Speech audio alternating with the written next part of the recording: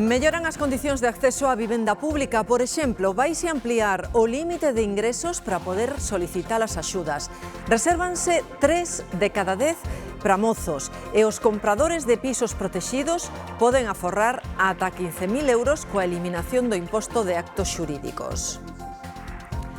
Que tal? Moi boas tardes. A vivenda foi un dos eixos do discurso do presidente da Xunta no debate de política xeral que comezou hoxe no Parlamento. Rueda avanzou tamén que a reforma da atención primaria busca reducir a burocracia para que os médicos teñan máis tempo para atender os pacientes e adiantou un plan para combater a fraude nas baixas laborais. No seu discurso comprometeuse a traballar pola Galicia do sí. Frente aos que por sistema din non a todo, seremos sempre que se cumpra a Galicia do sí, que é o que esperan os galegos. O alto fogo en Irán xa ten a súa primeira consecuencia. Por fin circulan os barcos polo estreito de Hormuz. Ese punto clave que leva semanas poñéndonos en xaque porque por aí pasa o 20% do petróleo e do gas do mundo. Pois ben, o cru xa baixou máis do 10%. Suben xa ao día seguinte, pero despois para baixar pasan semanas. A vía na que se produciu o accidente de Adamuz levaba rota dende a noite anterior ao sinistro no que morreron 46 persoas. A alerta que podía evitar a traxedia non saltou, porque o sistema de sinalización non lle daba fiabilidade a ese tipo de avisos. Confirmou un informe novo da Garda Civil.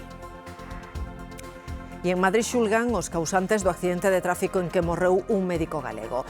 Juan Alfredo López volvía do traballo cando tivo a desgraza de cruzarse con 2 condutores drogados que participaban nunha carreira ilegal.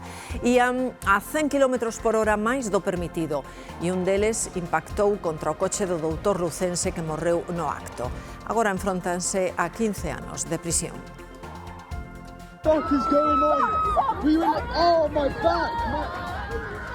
Así de violenta foi a liorta que acabou cun mozo de 21 anos morto a coiteladas e con outro home ferido en Londres. Foi no medio dun parque, ateigado de xente, que gozaba dun día de sol excepcional. Nos deportes seguiremos a expedición do Celta, partido de ida de cuartos mañá ás 9 en Friburgo. Estas son imaxes da chegada do avión a Basilea, dende onde viaxarán en autobús. Giraldez poderá contar con Iago Aspas, recuperado dos problemas físicos desta semana. Nas próximas horas haberá chubascos e espérase que sexan, iso sí, esporádicos, pero en algún momento poden descargar con forza. De feito, a EMET amplía os avisos por trebóns a moitas zonas de Lugo, de Ourense e de Pontevedra e as temperaturas seguen baixando.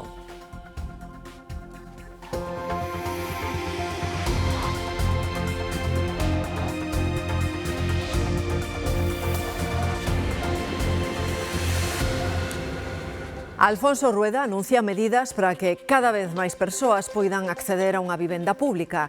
Resérvase o 30% do parque destinado á venda ás persoas que teñen entre 36 e 45 anos e elévase o límite de renda para acceder a un inmoble de protección. Clase media, que en moitos casos se veía excluída e se ve excluída doutras axudas e polo xeral tamén deste tipo de vivendas. Agora o terán un pouco máis sinxelo. A vivenda, pero tamén a saúde coa reforma da atención primaria e a educación foron eixos do discurso de Alfonso Rueda. Xesús. Sí, hola, que tal? Efectivamente, a vivenda, o acceso á vivenda vai seguir sendo un obxectivo prioritario para Alfonso Rueda nesa legislatura. Ademais desa medida de permitir facilitar o acceso a esas persoas de entre 36 e 45 anos, anunciou tamén dúas propostas nesa mesma liña: elevar o limiar, o límite de renda, para que poidan acceder máis persoas a un inmoble protegido e tamén eliminar o imposto de actos xurídicos documentados. Houbo tamén, como dicías, unha proposta de calado estructural no ámbito sanitario, que é unha próxima reforma da atención primaria que buscará principalmente dous obxectivos. O primeiro, reducir ao mínimo, eliminar, se pode, as tarefas, os traballos burocráticos que realizan os médicos e que se poidan centrar así no esencial do seu traballo, e a segunda, establecer un límite de 30 pacientes cada día atendidos por un médico na súa xornada laboral. O 30% das vivendas públicas en venda estarán reservadas para as persoas de entre 36 e 45 anos. Ademais, elevas o límite de renda para acceder a un inmoble público. Poderán beneficiarse as familias que perciban ata 28.800 euros ao ano en 12 pagas. Menos dogmas e máis obras de construción. Galicia tamén vai bonificar o 100% do imposto de actos xurídicos documentados para as vivendas protegidas. Por exemplo, en vivenda protegida de 90 a 100 metros de superficie pagaba ata 15.000 euros por este imposto. Agora pasarán a pagar cero. Reformarase a atención primaria. Os médicos atenderán un máximo de 30 pacientes ao día e farán menos papelame. Liberar os médicos de tarefas burocráticas para que se poidan adicar o que realmente teñen que facer, que atender os pacientes. Rueda tamén anunciou un plan para combater a fraude nas baixas laborais. Galicia é a segunda comunidade con máis días de traballo perdidos polas baixas. Por motivo das baixas, non traballan en Galicia 70.000 persoas. O presidente da Xunta anunciou unha nova OPE con 800 prazas na Administración Xeral. E no eido educativo regularase o uso da intelixencia artificial e haberá sancións pros que atenten contra os profesores. Son o piar fundamental do noso sistema educativo e, como tal, deben ser recoñecidos e protegidos. Rueda dixo que no que queda de legislatura, 10.000 galegos máis recibirán o bono coidado. Este mesmo ano Galicia vai acadar a cifra dos 100.000 dependentes atendidos. O presidente do Goberno galego tamén anunciou axudas para que os concellos de menos de 20.000 habitantes accedan con máis facilidade a programas europeos de desenvolvemento. Anuncios que Rueda fixo nun discurso no que apelou á unidade para afrontar os retos que Galicia ten por diante e no que marcou os deberes pendentes do Goberno central con Galicia. Alfonso Rueda promete afrontar os retos sen medo, hipotecas nin vacilacións e reivindica a estabilidade de Galicia lonxe de populismos, di, fronte á política estatal. En España só se celebrou un debate do Estado-Nación en 8 anos. Asegura que a Xunta aproveitará cada oportunidade en materia industrial e enerxética. Frente aos que por sistema din non a todo, seremos sempre que se cumpra a Galicia do sí. E defende que é posible baixar impostos e ter bons resultados orzamentarios. A Xunta baixou os impostos 138 veces. O Goberno central, en solo 8 anos, dende o ano 2018, subiunos en 96 ocasións. Reclama o Goberno traspaso da AP9 e a mellora das infraestructuras. Lendo sumarios judiciais ou lendo Twitter de algún ministro, podemos entender que a orden de prioridades do Ministerio de Transportes anterior e do de agora non está no verdadeiramente importante. E agarra o traspaso dos permisos de traballo este ano e defende un autonomismo útil. Que non consiste en transferencias ao peso, como algúns pretenden. Consiste en asumir aquelo que creemos que podemos facer mellor que o Goberno central. Galicia, afirma Rueda, será belixerante por un financiamento xusto. Xa abonda de negociacións debaixo da mesa. Están en xogo os servicios públicos. E anuncia que nos próximos meses presentará no Parlamento a súa proposta de pacto pola lingua. O galego é e debe ser sempre o idioma dun pobo aberto, ambicioso e integrador. O idioma dun pobo orgullosamente bilingüe. Pois a partir das 4 desta tarde van poder seguir aquí na Televisión de Galicia a continuación deste debate xa coa réplica dos voceiros dos grupos. Con todo este mediodía expresaron a súa decepción co discurso de Alfonso Rueda. Xesús. Sí, efectivamente, os voceiros dos grupos parlamentarios intervirán, como dicías, a partir das 4 da tarde neste debate do Estado de Autonomía, pero xa fixeron unha primeira valoración sobre ese discurso de Alfonso Rueda. Socialistas e nacionalistas coinciden en sinalar que as propostas do presidente da Xunta foron pouco ambiciosas, sobre todo en materias tan importantes para os galegos como vivenda ou sanidade. Desde o Grupo Mixto Democracia Ourensá asegura que o presidente da Xunta ten unha excesiva, dixeron, atención á Galicia do litoral e escasa á provincia que representan. Demasiada atención á Galicia do litoral é a principal crítica do portavoz de Democracia Ourensana ao discurso do presidente. Constatamos a pouca atención consciente, polo menos que lle fai a provincia de Ourense. O PSDG foi máis crítico, botou en falta máis propostas troncais por parte de Alfonso Rueda. Nada en aposta en vivenda, nada en aposta de sanidade, nada en aposto industrial, nada tampouco en aposto de protección do medio rural.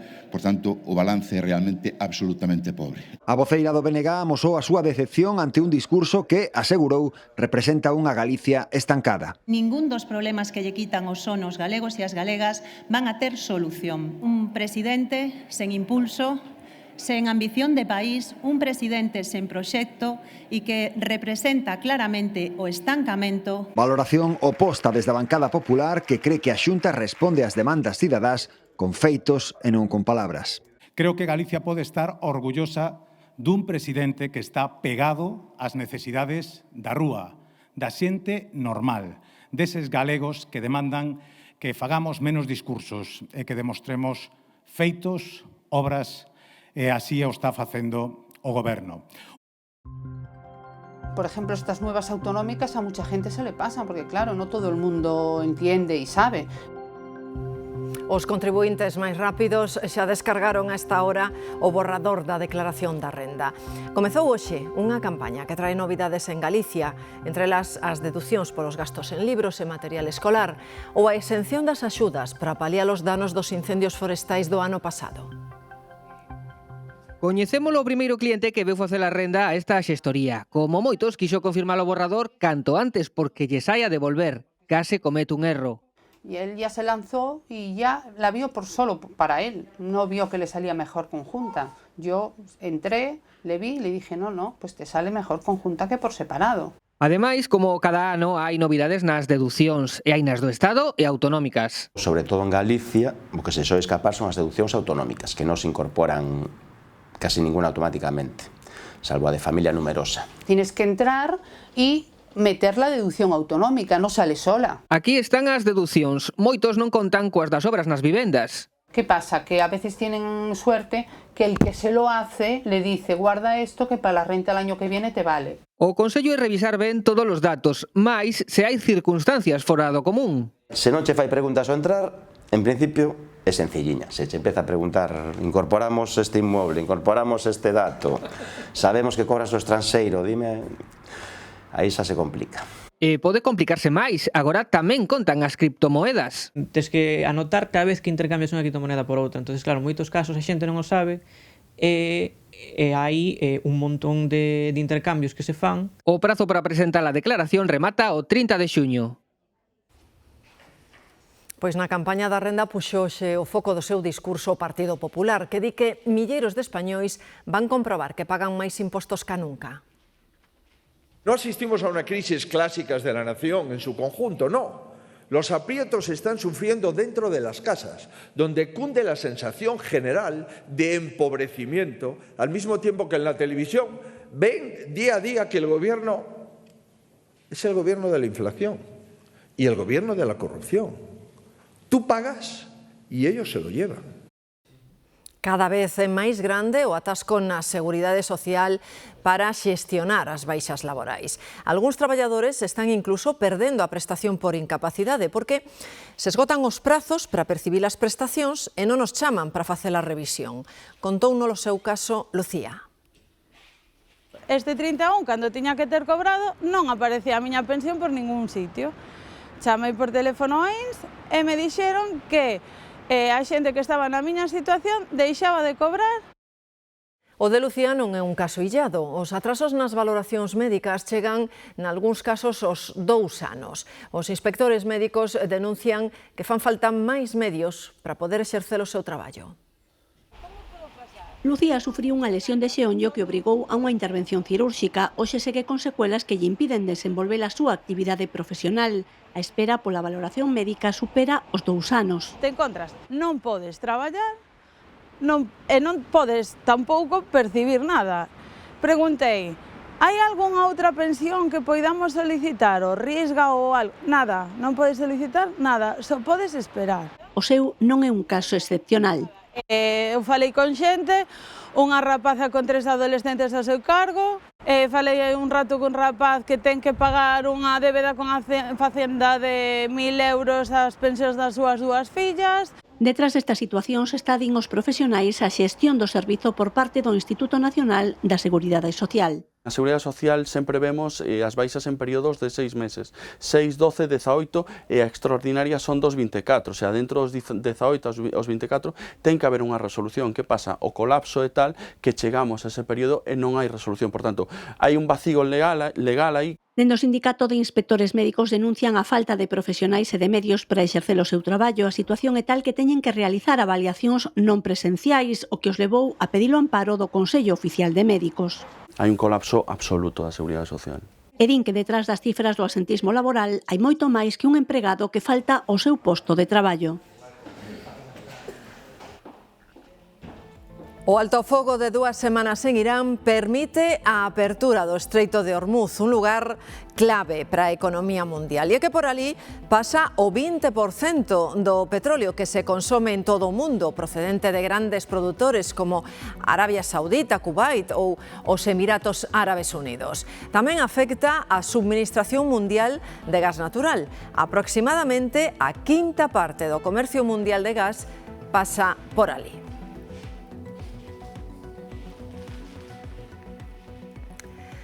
E, lóxicamente, da situación do Estreito de Hormuz depende o prezo do petróleo que pagamos por el. Cando comezou o conflito, ese prezo, o do barril de cru, roldaba os $70.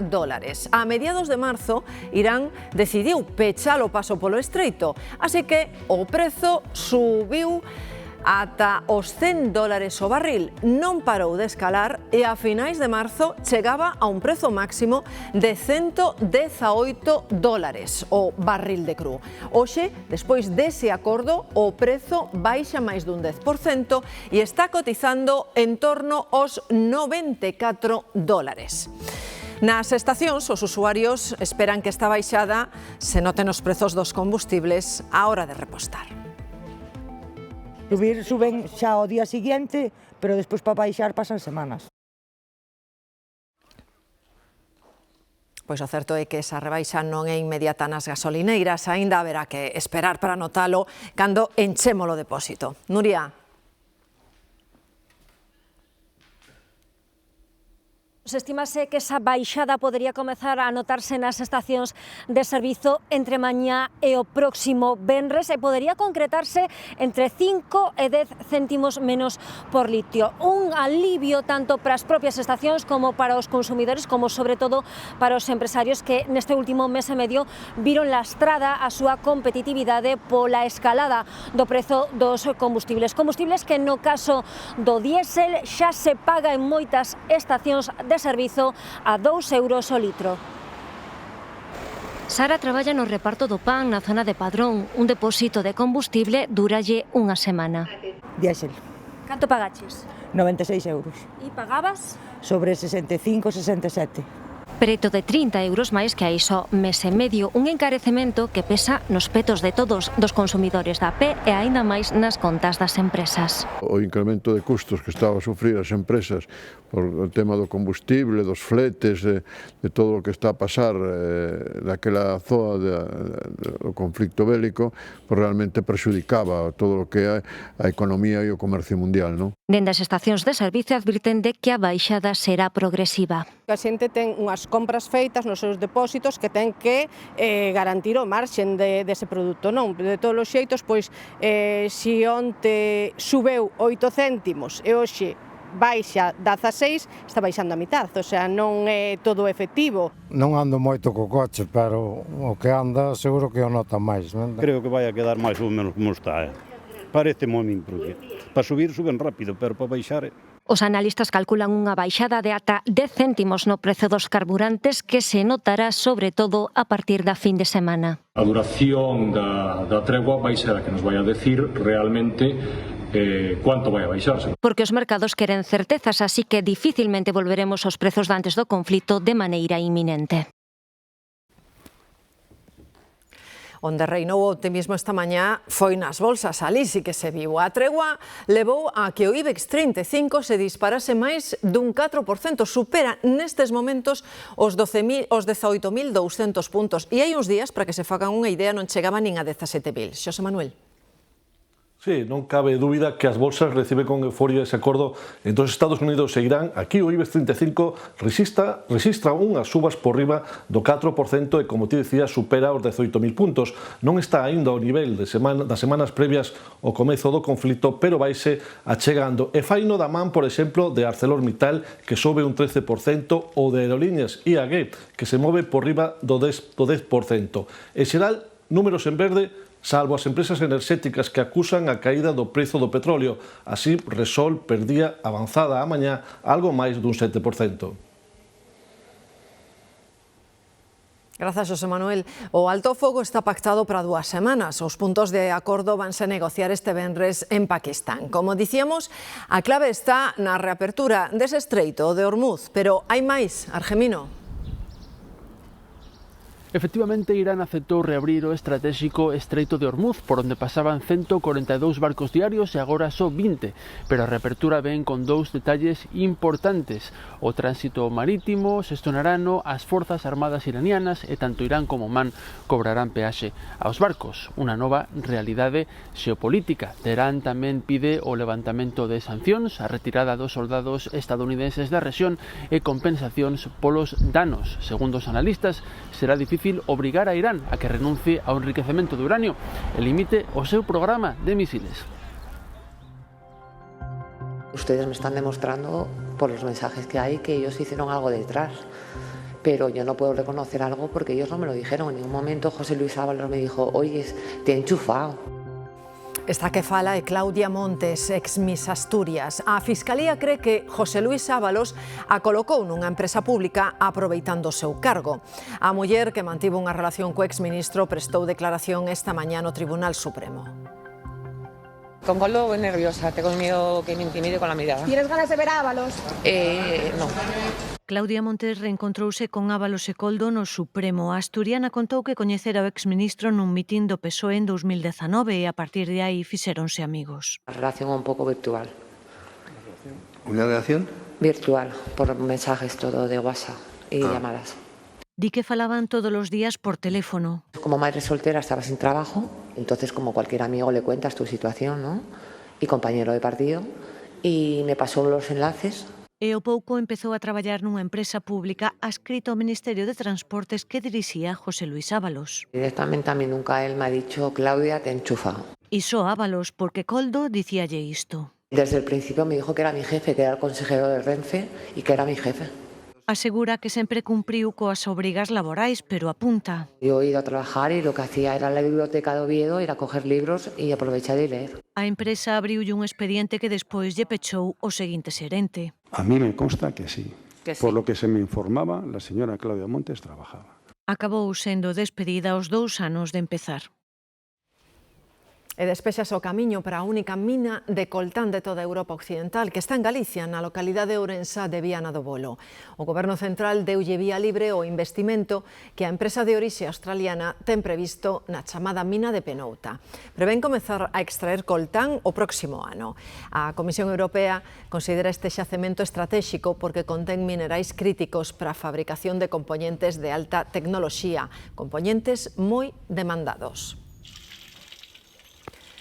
E a este gandeiro de Ribadeo non lle quedou máis remedio que tirar o leite. A empresa asturiana René Picot deixoulles de recoller a 4 produtores deste concello tras a renovación de contratos a principios de mes.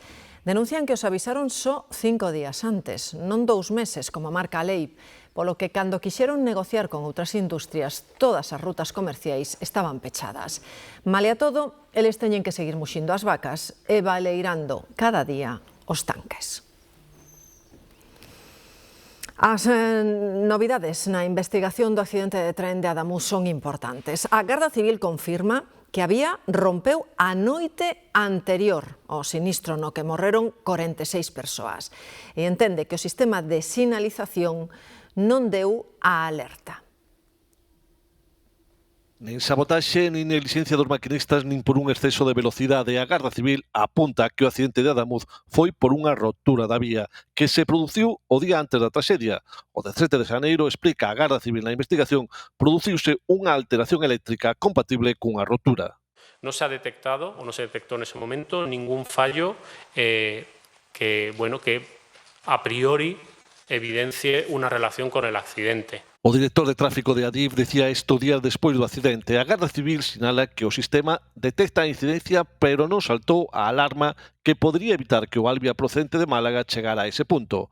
A investigación sinala que o sistema de sinalización non estaba configurado para alertar de forma automática pola falta de fiabilidade.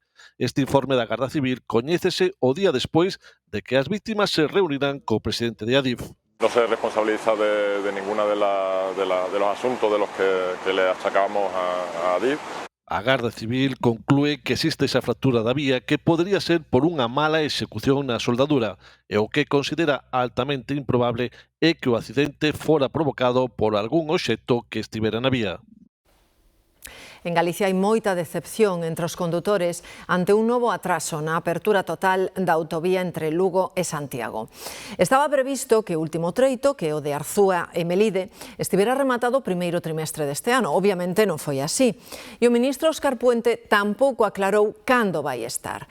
Isto parece xa, Xoel, o conto de nunca acabar. Sí, Marta, de feito, o titular de Transportes limitouse a apuntar que acudirá a finalización destas obras próximamente, sen concretar cando será esa data. Foi a súa resposta, de feito, a unha pregunta do senador popular José Manuel Balseiro, que criticaba o déficit de infraestructuras da provincia lucense. E desta hora, como ven, este o estado desta infraestructura, deste tramo que conectará Arzúa e Melide, que debería estar xa aberto, pero, como poden comprobar, os operarios continúan aínda traballando arreo, máis de 100 persoas e tamén alrededor de 25 máquinas para que poida abrir antes dos meses de verán. Esa é, de feito, a previsión que estiman agora dende o Executivo. A A54 é unha infraestructura que leva en obras dende 1999, cando se abriu o primeiro tramo entre Santiago e Lavacolla. E máis de 25 anos despois, Lugo e a capital galega continúan aínda sen estar conectadas por autovía. Da conexión de Lugo a Santiago por autovía. Ya le apercibo de que pronto estaremos allí a inaugurar el último tramo. Pero o ministro, de novo, non dá unha data da apertura total da A54.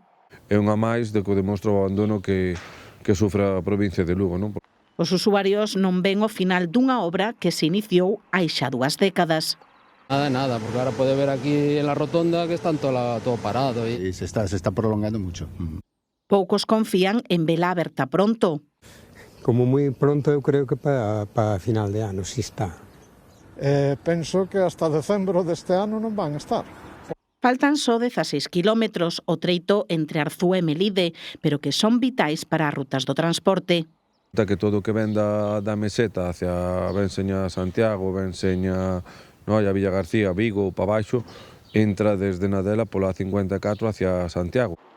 Para o que si hai data é para a apertura da estación intermodal, será en xuño. Que temos que ir dando pasos, pero bueno, nosotros vamos a seguir demandando que Lugo non se queda a marxen da alta velocidade. Porque o goberno si está a renovar a liña ferroviaria Lugo-Ourense, pero de momento nada se sabe da chegada da alta velocidade á provincia. E falando de mobilidade, o aeroporto de Alvedro prepárase para asumir toda a actividade do de Santiago mentres estea pechado por obras a partir de finais deste mes. Un dos servizos que hai que reforzar é o do taxi. A idea é que todos os taxistas da Coruña poidan operar en Culleredo, onde está o aeroporto. O peche por obras do aeroporto de Santiago supera un aumento significativo de voos en Alvedro e, por conseguinte, tamén de pasaxeiros. Ante esta previsión, a Xunta quere reforzar o servizo de taxi. Cada vez que llega un avión nos encontramos con problemas de falta de taxis. É por iso que propón unha operativa especial durante estes días, permitindo que todos os taxistas da Coruña poidan prestar servizo en Alvedro. Si hai moito tráfico e viene mucha gente, sí, sería unha buena alternativa. Estaría ben porque o servicio é deficiente. A xente está se queixando moito, sabes? Entonces estaría ben que todos podamos traballar e podamos subir cando haxa traballo aquí, que podamos traballar todos. Se poñen bus en Lanzadera e son gratis a Santiago, creo que non vai a haber moita... Se finalmente se chega a un acordo entre a Coruña e Culleredo, todas as licenzas de taxi de ambos os dous concellos poderán operar no aeroporto entre o 23 de abril e o 27 de maio, pero manterán a preferencia de cabeceira na parada os taxistas de Culleredo. O máis normal é que nós podamos traballar no noso municipio como hasta ahora, e que eles pois boten unha man. Eso é normal, non vamos a vir nós quitarlles o traballo deles aquí tampouco. Non todos os taxistas da Coruña opinan o mesmo e esta será unha das arestas que toque limar antes de asinar o acordo. Eu non vou perder traballo abaixo en Coruña, estar esperando aquí cando os outros taxistas teñen preferencia, sabes? Eu non, pero bueno, cada quen que faga o que queira. Teñan moita precaución se circulan pola autovía das Rías Baixas na zona de Trasmiras, na Limia, porque aínda están retirando un camión que saíu fora da estrada. O condutor perdeu o control, levou por diante a barreira de protección, Alejandro. Sí, un accidente que acontecía contra as 5:10 da mañá neste punto quilómetro 178 da A52, cando ese tráiler frigorífico de grandes dimensións saíuse da vía, levando por diante o valo de seguridade desta estrada e quedando atascado nesa leira. Afortunadamente, o condutor e único ocupante dese vehículo saíu ileso. Ata aquí desprazouse a Garda Civil de Tráfico, tamén o Servizo de Conservación de Estradas, que tivo que cortar o carril dereito desta calzada. Agora están a espera de que un guindastre retire este camión frigorífico. E estas son imaxes de outro accidente na A9, o seu paso por Vigo. Bateron 5 coches e hai 6 feridos, un está grave. Todo comezou cando unha condutora tivo unha avaría e cando baixou do coche atropelou un dos que viñan por detrás. Despois foron batendo o resto de coches en cadea. En Madrid xulgan os 2 condutores que provocaron o accidente en que morreu un médico lucense hai case 5 anos. Os acusados afrontan 15 anos de cadea por homicidio e unha indemnización millonaria para a familia da vítima. Foron 2 minutos e 4 kilómetros dunha carreira desenfrenada por un túnel da M30 de Madrid que comezou despois de que un dos condutores se molestara por un adiantamento. Ao final, un dos condutores implicados bateu por detrás contra outro vehículo. Nel viaxaba un médico lugués de 35 anos que morreu a causa do brutal impacto. El tráfico que se ve en las imágenes muestra que necesariamente alguien iba a morir. Case 5 anos despois daquele accidente, os 2 condutores que o provocaron enfrontan un xuízo conxurado no que poderían ser condenados a 15 anos de cárcere. Esa é a pena que solicitan a Fiscalía e as acusacións particulares polos delitos de homicidio, condución temeraria e lesións. Unha das defensas estima que o accidente foi consecuencia dunha imprudencia grave, polo que a pena debe ser menor. Una de las defensas, no vamos a hacer comentarios. A outra defensa estima que o seu defendido non conducía de xeito temerario e que chegou a temer pola súa vida. Ademais da pena de prisión, a Fiscalía solicita unha indemnización de 1,3 millóns de euros para a familia da vítima, que xa foi cuberta na súa maior parte polas aseguradoras dos 2 vehículos. Conducir a modo e con precaución é importante por seguridade e tamén para evitar multas. Fíxense, a DST volveu bater o seu propio récord anual de sancións. En 2025 superou por primeira vez a barreira histórica dos 6 millóns de multas, o equivalente a unha cada 5 segundos. Hoxe preguntámonos se nos poden sancionar por circular polo carril esquerdo para evitar fochancas. A norma obriga a ir polo dereito, pero sí que hai excepcións. Na práctica vemos moitos incumprimentos da norma, pero a teoría parece que os condutores si a teñen clara. Nunca se puido circular por o carril izquierdo, o sea, seguido. O carril izquierdo é para adiantar, nada máis. Sí, hay que ir por el carril derecho porque el izquierdo solamente se puede utilizar para adelantar y si no, pues pueden multarte. Con 200 euros pode multar tráfico se o carril dereito está libre e circula polo esquerdo durante moito tempo. Temos que seguir unha disciplina de carril que chamamos, non? Entón, fora de poblado circulamos por o carril dereito utilizando o resto de carrís cando as circunstancias o aconsellen, é dicir, por exemplo, para realizar un adiantamento, porque temos un obstáculo. E se o carril dereito dunha autovía ou autoestrada está chea de fochancas ou en mal estado, que fai? Un camión no va a ir todo el rato así, si no viene nadie, nos echamos al izquierdo y controlando mucho los espejos por las luces y eso, y rápido pues nos echamos al derecho. Pero es una vergüenza, el carril izquierdo está reventado. Tendrá que venir el sentido común, ¿no? Digo yo, vamos, no multar en caso de que la carretera esté accidentada. Efectivamente, nestes casos, cando un carril está impracticable, como en varios treitos da autovía das Rías Baixas, non acostuma multar. Pareceme ben que non se propoñan sancións nese caso, vale? Porque é un mal estado da vía, pero eu sí que recomendaría eso, adaptar a velocidade sempre o estado que este a carretera. Empregar o carril dereito sempre que sexa posible mellora a fluidez da circulación e evita accidente. E en Londres investigan como unha tarde de sol nun dos parques máis exclusivos da cidade derivou nunha liorta na que morreu un mozo e outro quedou ferido, María. O día máis caluroso no que vai de ano en Londres acabou marcado pola traxedia. Un mozo de 21 anos morreu acoitelado en Primrose Hill, unha das zonas verdes máis icónicas e concurridas da cidade nos días de sol. O parque estaba cheo de xente gozando do bo tempo cando se produciu o ataque. Os servizos de emerxencia acudiron tras recibir o aviso por unha pelexa, pero non puideron salvarlle a vida á víctima. Pouco despois localizouse a un segundo mozo con feridas de arma branca nunha rúa próxima, pero a súa vida non corre perigo. O suceso tivo lugar nun dos barrios máis exclusivos de Londres, pero polo momento descoñécese os motivos do ataque. Non hai detidos e a investigación continúa aberta. E lembramos hoxe o caso de Remedios Sánchez, coñecida como a Matavellas. Cumpría unha condena de 144 anos de cadea en Teixeiro. En outubro de 2025, durante un permiso, gañou a confianza dunha anciá coruñesa e presuntamente acabou na matando. Hoxe vemos por primeira vez as imaxes da escena do crime. Son imaxes da cámara de seguridade que había no interior da vivenda da vítima. 3 de outubro, pouco despois da 1 da tarde. As fotos da mesa da cociña mostran os restos do que puido ser un momento compartido entre dúas amigas. Pouco despois, a 1:30, vemos por primeira vez a acusada, Remedios Sánchez, coñecida como a Matavellas. Está de pé e ata parece sorrir. Ningún xesto que alerte a vítima de que ante ela ten unha asasina en serie. Ás 2 da tarde vemos as últimas imaxes da vítima con vida, preparando unha infusión. Estoutras son as imaxes do cuarto de baño. Os investigadores creen que se ofreceu a tinguirlle o pelo e que aproveitou este momento para asfixiala, xa que aquí foi onde apareceu o corpo. Non volvemos ver imaxes da vítima nas cámaras. A que si vemos é a Remedios Sánchez. Ás 3:15 entra na cociña cunha toalla manchada do mesmo produto azul que vimos no baño. Despois, Remedios marchou coas xoias da vítima, como este reloxo que levaba no pulso cando a detiveron. Unhas lentes e un pendente que esqueceu no lugar do crime foron a proba definitiva de que Remedios cometera o asasinato. En Poio, a policía segue buscando os ladróns que agrediron un transeúnte a plena luz do día para roubarlle unhas xoias a vela.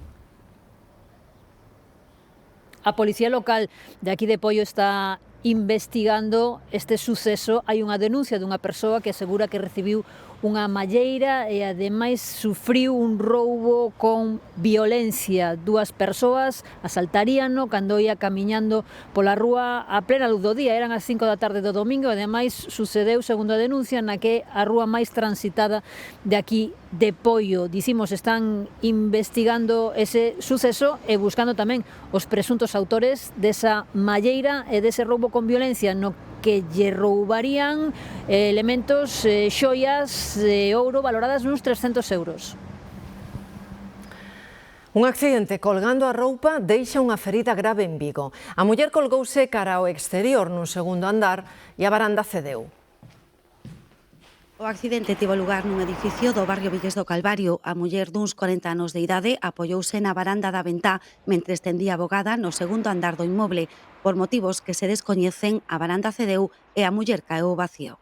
Rapaza xoven, sí, unha rapaza, a ver, non sei que terá 40 e tantos anos. Que sucedeu que lle contaron? Pois me contaron que estaba botando a roupa e que lle cedeu a varandilla e que marchou abaixo. Foi o que me contaron, non sei máis. De feito, era mirar se vexe a familia e preguntarlle. A muller caeu desde varios metros de altura aterrazado o primeiro andar, onde aínda se poden ver a varanda e o tendal que tamén caeron. Sí, é un edificio novo, pero dice que lle cedeu a varandilla. Non sei se foi por lado da lá e que marchou abaixo. Non sei, é que claro, cando eu se vi marchaban con ela. Unha ambulancia trasladou a muller con feridas de gravidade a un centro hospitalario onde permanece ingresada. Os ciberdelincuentes non descansan, pero as forzas de seguridade tampouco. A Garda Civil logrou frear un intento de estafa electrónica que puido custarlle máis de 2 millóns a unha empresa de Madrid. Rápida actuación da cibercomandancia da Garda Civil tras recibir unha denuncia telemática a través do seu portal. Unha empresa madrileña alertaba de varios cargos procedentes doutra de Hong Kong que a instaban a facer o pago de inmediato. Hay que introducir sus datos bancarios. Pues bien, al introducirlos, en realidad lo que consiguió es que los estafadores accediesen a su información. O empresario non se decatou ata o día seguinte. Ordenáronse 6 transferencias por importes de entre 250.000 e 500.000 euros desde varias sucursais de terceiros países. En estos casos siempre es muy importante denunciar lo antes posible y se puede hacer a través de la sede oficial de la Guardia Civil, se puede poner una denuncia telemática y de esta forma actuar de forma inmediata. As recomendacións son as de sempre, desconfiar de SMS de supostas entidades bancarias e non facer clic nos enlaces. Tampouco usar os teléfonos que van nesas mensaxes e, se aínda así teñen dúbidas, acudir á súa entidade financeira e denunciar de inmediato. E falamos agora de reciclaxe. En Galicia bótanse uns 300 envases de vidro por minuto ao colector verde. Ao longo do ano pasado, cada galego depositou de media uns 16,5 kilos de vidro. Isto é o equivalente a que cada un de nós tire aproximadamente uns 56 envases. Estamos por baixo da media nacional. Aínda así hai dúas cidades galegas entre as 10 que máis reciclan. Son Pontevedra e Lugo. Reciclar ben é un acto de civismo. Con todo o contrario, pegar anuncios ou cartéis no mobiliario urbano pois deixa unha pegada ás veces imborrable, e máis. Trátase dunha infracción que nos pode sair moi cara. En Pontevedra multaron un home que empapelou os farois dunha rúa do centro. A policía fixo unha pequena trampa para poder identificalo. De xeito reiterado, as farolas da rúa Echegaray e arredores aparecían cheas de anuncios dun servizo de recollida de enseres. A policía local decidiu actuar para denunciar o infractor. Como pola vía oficial non atendía as chamadas, os axentes cambiaron de táctica. Montaron un operativo donde se fixo pasar un dos policías por cliente. Entón aí contestou, concertou unha cita e chegou a, personouse esta persoa.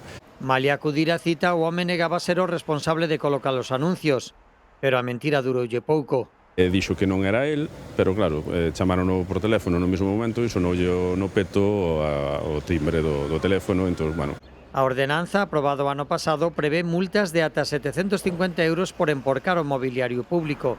É unha vergoña que lle diga. Eu estou totalmente de acordo que se lle poñan as sancións que lle correspondan. Creo que hai unha ordenanza que proíbe que se coloquen nas farolas, nos bancos. Entonces, vexo ben, hai outros sitios para colocalas. O Concello apela á conciencia cidadá porque a limpeza dos espazos custa moito diñeiro. E só eses cartéis que hai con celo e onde aparece o teléfono ali escrito para que podes arrancar todo eso, e pegatinas, todo eso costou, en poucas rúas, costou 36.000 euros. Esta é a primeira deste ano. Durante o 2025, o Concello impuxo 115 multas por ensuciar o mobiliario urbano. O Ministerio de Consumo confirma a multa de 3,6 millóns a Inmobiliaria Alquiler Seguro por prácticas abusivas contra os inquilinos, como impoñerlles custos que corresponderían ao propietario. A empresa xa anuncia que vai recorrer a sanción. Quien intente utilizar la formidable crisis de vivienda que viven las familias trabajadoras en España para obtener de forma espuria beneficios económicos y un lucro desmedido, pues el mensaje ha sido, es y será muy claro. El Ministerio de Consumo va a hacer cuanto sea necesario para asegurar que se cumpla la ley. Atención a esta investigación duns científicos xaponeses que propoñen un remedio para reducir o risco de demencia na terceira idade. A receita é preparar a comida na casa polo menos unha vez á semana. Os que o fan reducen o risco de deterioramento cognitivo ata nun 70%. Nunha época en que xa pedimos por encarga ata a tortilla ou o cocido, e en que xorden empresas que nos envían o chef a domicilio para xantares especiais, ten que vir a ciencia a demostrar que, como na casa, non se come en ningún lado. Na casa cociñamos un aceite de oliva, por exemplo, o viños tamén da casa, é todo casi natural. Que levo moitos anos xa cociñando e jamás me puxeron o plato diante. Carmen ten, segundo o Instituto de Ciencias de Tokio, un 30% menos de probabilidades de ter demencia. Unha curiosidade é que o risco pode reducirse ata a un 70% se eses cociñeros maiores están aprendendo. Tú me dices, como se fan os canelos? Así. Eu son desas persoas, porque sempre traballei fora e polo menos ahora me gusta poder realizarme na cociña porque tamén me gusta. Terá as mesmas vantaxes que outro tipo de actividade onde tenías que exercitar un pouco a mente, non? O caso é que cociñar, explican os expertos, serve para espertar e exercitar moitas funcións cognitivas. Temos que coller ingredientes, temos que seleccionar unha receita. Despois tamén estaría a motricidade fina. Por exemplo, o feito de cortar as verduras contribúe a que a nosa memoria este activa.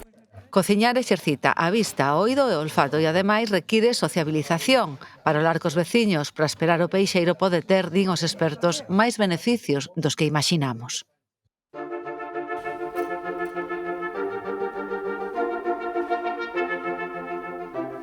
Son algunhas das imaxes novas e fascinantes que publicou a NASA da misión Artemis II. Estas fotografías tomounas a tripulación da nave Orión mentre sobrevoaba a cara oculta da Lúa, entre elas a primeira instantánea da Terra vista dende outro lado do satélite.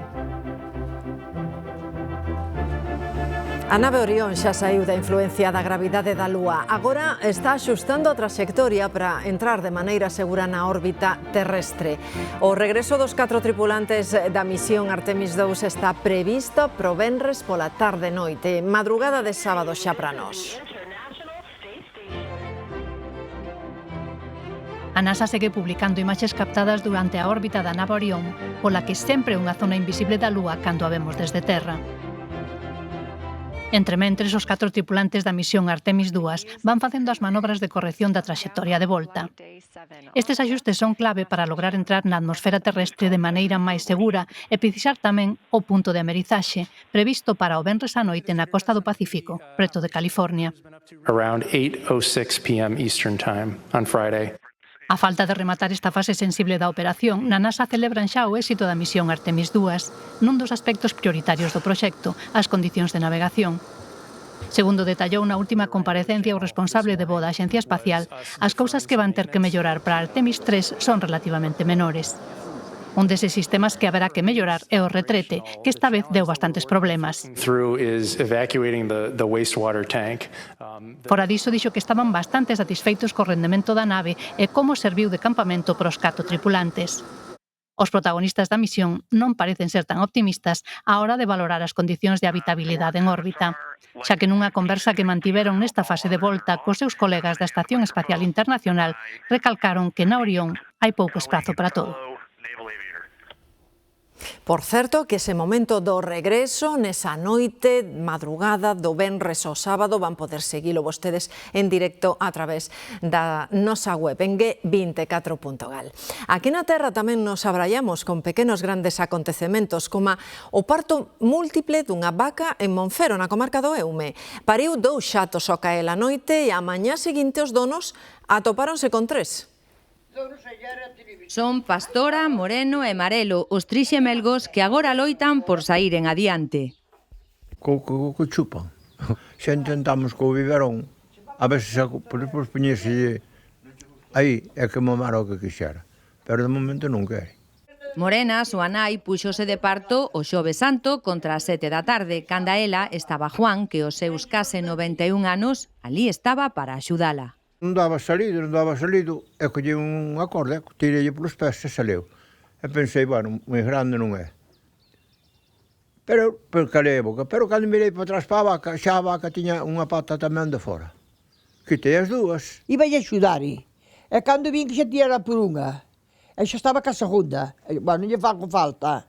Marcharon para a casa e o día seguinte Juan volveu á corte para ver como estaban os cuxos e cal foi a súa sorpresa ao descubrir que había un máis. Eu quedeime mirando, vaca, se houver outra vaca para parir, sempre estaba a culpa, pero como non había. Juan e Angélica non contaban con este acontecemento porque o veterinario dixéralles que co touro que teñen non ían ter máis crías porque o ano pasado picáralle un becho. Si, mira, ti dixéchenos co boi que nunca máis crías iba a ter, verdade, dixo? Si, pois adiviñache ben que se acerta a trabar 2 bichos, teñen 6. Un episodio ben curioso que xa queda como unha fermosa anécdota en Monfero.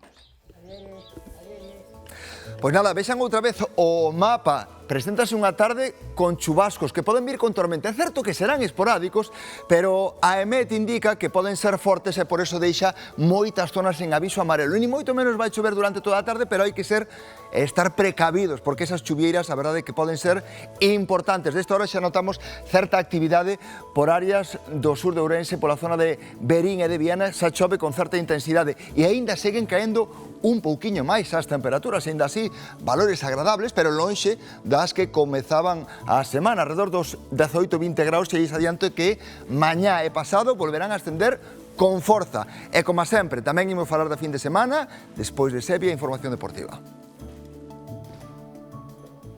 Imaginen a sorpresa dos condutores que pillaron esta avestruz a toda velocidade por unha autoestrada en Tailandia.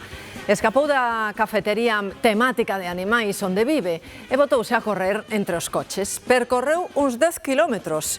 Por sorte, a aventura acabou ben e puideron devolverlle a sa e salva ao seu dono. A esta hora pode que xa acabaran de xantar. A pregunta é simplemente comeron ou viviron unha experiencia multisensorial.